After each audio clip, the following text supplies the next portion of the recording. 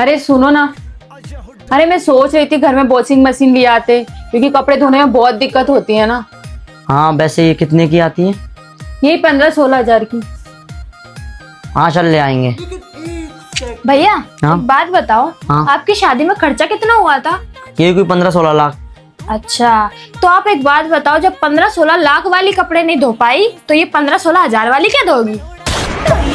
मैं तारी को भाई। तो भाभी सही बोला ना।